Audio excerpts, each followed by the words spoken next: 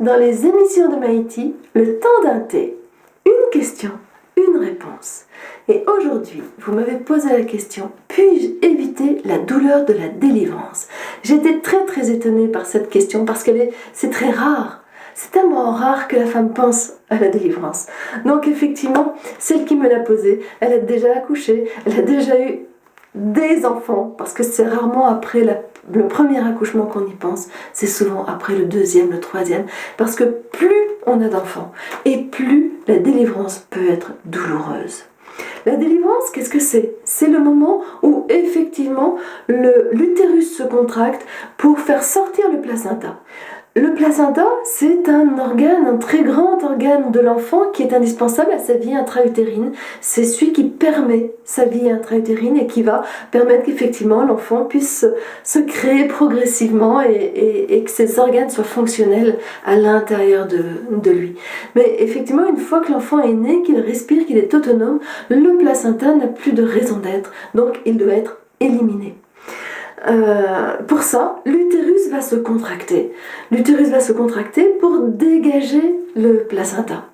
Et c'est un stade qui est très délicat pour la femme, puisqu'il y a à peu près une centaine d'artères utérines qui se déversent à flot dans le placenta pendant la grossesse. Donc au moment où le placenta va se décoller, ces centaines d'artères vont effectivement couler à flot, ça va saigner, on ne peut pas empêcher ça. Et il peut y avoir un risque d'hémorragie. C'est ce stade-là dont on a très peur quand on parle d'une hémorragie de la délivrance. Donc là n'est pas la question, je ne vais pas rentrer là-dedans, mais c'est pour vous dire qu'il va y avoir des contractions indispensables, puisque c'est les contractions, comme si les vaisseaux étaient entre les fibres musculaires de votre utérus, qui sont entrecroisés comme ça, et la contraction va permettre de fermer tous ces vaisseaux, parce que le système de coagulation ne peut pas fonctionner aussi rapidement. Donc c'est la contraction qui va être vitale. Et ce qui se passe, c'est que pour un premier bébé, votre utérus a été distendu jusqu'à un certain stade, quelque part. Donc les contractions vont se faire et bien souvent, vous n'allez pas les sentir ou très peu les sentir pour un premier bébé. Après, pour un deuxième, vous allez sentir un petit peu plus. Pour un troisième, encore plus. Et pour un dixième, il se peut, j'ai vu des femmes qui avaient eu beaucoup plus mal au niveau des contractions pour la délivrance du placenta que pour mettre au monde leur bébé. Et c'est ce qu'on appelle aussi, ce sont ces contractions qui continuent après, qu'on appelle les tranchées, qui font que vous avez mal au ventre dans les jours qui suivent l'accouchement, tant que effectivement l'utérus n'est pas revenu à sa place quelque part. Donc, que faire pour éviter la douleur de la délivrance? Déjà, c'est de vous préparer à la délivrance. C'est-à-dire que plus vous êtes prête à pouvoir dégager, finir ce que vous avez à faire, puisque effectivement, avec l'accouchement, vous mettez au monde votre enfant. Mais que le corps de votre enfant, dans sa vie intra-utérine, contient le placenta, puisque c'est un organe qui lui appartient, qui devient inutile quand il vit dans la vie aérienne, mais ça n'empêche que quand il sort dans le passage, il y a son corps, il y a un cordon et il y a un placenta. Donc, lorsque le corps de votre enfant est sorti, lorsque vous avez votre enfant dans les bras, il y a encore une partie de son corps intra-utérin qui est à sortir. Vous n'avez pas fini votre œuvre. Donc, c'est déjà sentir que quand vous accueillez votre bébé, il y a aussi un espace qui est à l'intérieur de vous pour accueillir les contractions, puisque c'est vital pour vous, et de sentir que vous œuvrez pour dégager, pour laisser partir ce placenta, pour qu'il se décolle.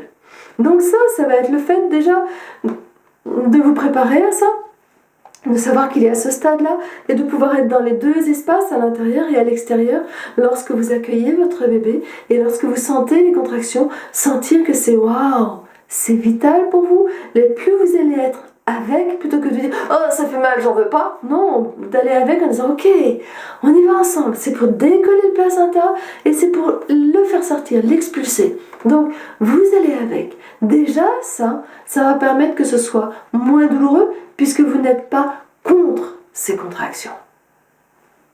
Ensuite, il va y avoir aussi le fait que vous soyez le moins possible perturbé après l'accouchement. C'est-à-dire que plus vous êtes dans la physiologie, Là encore, et je vous invite vraiment à lire et à écouter tout ce que j'ai fait par rapport à la physiologie, plus vous êtes dans la physiologie, plus tous les stades de votre accouchement se déroulent à merveille. Quelque part, vous avez un accouchement qui se passe très très simplement, très rapidement.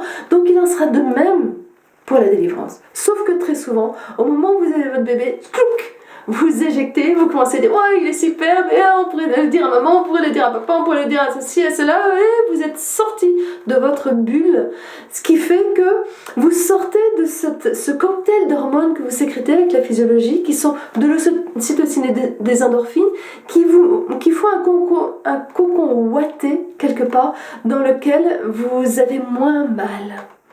Et plus vous vous enfoncez dans ce cocon ouaté, plus vous êtes dans un autre monde, ce que j'appelle votre bulle, qui fait que vous ne souffrez pas de ce qui se passe à l'intérieur. Donc, comment vous préparer, comment demander, en parler à votre compagnon, à votre partenaire, à la personne qui sera là à l'accouchement, pour qu'elle puisse préserver, qu'elle puisse être gardienne à ce moment-là, du fait que vous soyez dans votre bulle, simplement avec votre bébé, avec vous, avec ce qui se passe là. Et à ce moment-là, vous continuez à sécréter ces hormones qui, quelque part, diminuent la douleur. Si vous vous éjectez de là, à ce moment-là, ça peut être effectivement très très douloureux. Donc, pour favoriser la délivrance, qu'elle se passe le plus simplement possible, le mieux, c'est d'avoir envie de la vivre.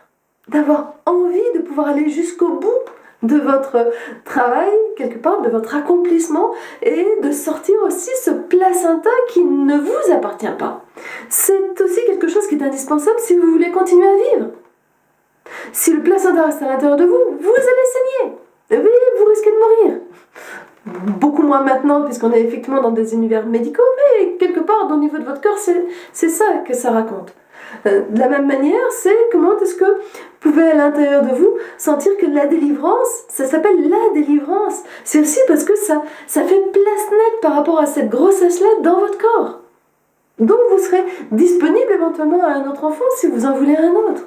Ou disponible à être femme, simplement. C'est tout ça la délivrance. C'est vraiment d'être délivré. C'est aussi un mot que j'aime pas beaucoup, mais c'est d'être délivré, d'éliminer tous les espaces de la gestation, de la grossesse.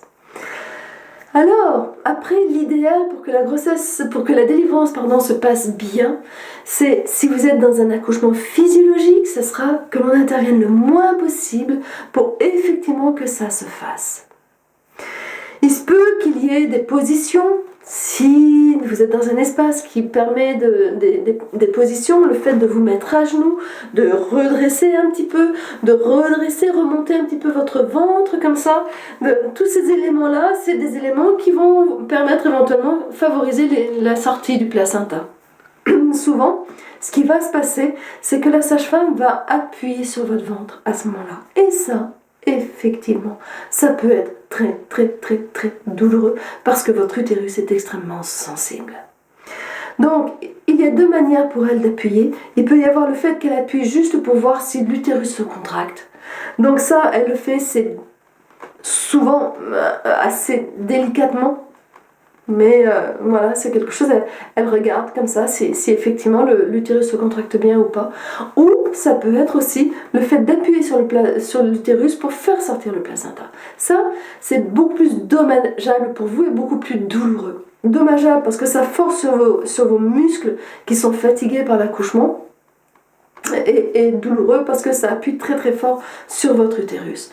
Donc, si effectivement elle a besoin d'appuyer sur votre utérus pour aider votre placenta à sortir, moi ce que je vous conseille, c'est ce que j'ai pratiqué lorsque je n'arrivais pas simplement par des positions à faire sortir le placenta, ce que je vous invite, c'est à gonfler votre ventre comme un ballon de baudruche. Vous gonflez votre ventre comme si vous faisiez opposition à la main de la sage-femme. Et la sage-femme à ce moment-là n'a pas forcément besoin de poser sa main sur votre utérus. Elle peut poser n'importe où sur ce ballon de baudruche. Et c'est en appuyant sur ce ballon de baudruche, vous ne soufflez pas, vous maintenez la respiration, vous la maintenez bloquée, elle appuie sur ce ballon de baudruche et ce ballon de baudruche va effectivement donner la pression nécessaire pour pouvoir faire sortir le placenta. Et que très souvent, c'est beaucoup moins douloureux pour vous puisqu'il y a un coussin d'air entre sa main qui fait pression et votre utérus. Donc c'est un moyen de pouvoir aider la sortie du placenta qui est moins traumatisante pour vos muscles et en même temps qui est beaucoup moins douloureuse. Donc voilà, pour ne pas souffrir quelque part de la délivrance, c'est déjà de vous y préparer, de l'accueillir, d'être avec, c'est-à-dire soyez avec les contractions et sentez que ok, c'est indispensable pour vous de les avoir et c'est d'être le moins dérangé possible pendant cette période-là, surtout si vous avez un accouchement physiologique. Et c'est d'aller aussi avec ce que fait la sage-femme et éventuellement de mettre des petits coussins d'air comme ça entre ce qui fait contact ou pas. Donc, n'hésitez pas à l'exprimer à la sage-femme lorsque vous la rencontrez, lui dire que vous avez peur de la douleur de la délivrance, peut-être qu'elle agira un petit peu différemment. Après, si vous souhaitez aller plus loin, eh bien, écoutez tout ce que j'ai fait, ce que j'ai écrit par rapport à la physiologie. Je vous donne des conseils pour favoriser la délivrance et vous positionner par rapport à elle dans mes 3 livres. J'accouche bientôt, que faire de la douleur, se préparer en couple à l'accouchement et être présent en homme à l'accouchement. Comment est-ce que en homme vous pouvez aussi être préservé quelque part ce passage-là. Et puis, si jamais vous êtes curieux, curieuse, j'ai aussi écrit un article sur mon blog Naissance 3.0 sur le placenta pour comprendre un petit peu plus qu'est-ce que c'est que ce placenta. Voilà, ce sont mes conseils, mes idées, mes réflexions tirées de mon expérimentation. Vous en trouverez d'autres. Si jamais ça vous parle, n'hésitez pas à les partager. Et sinon, voilà, c'est à vous.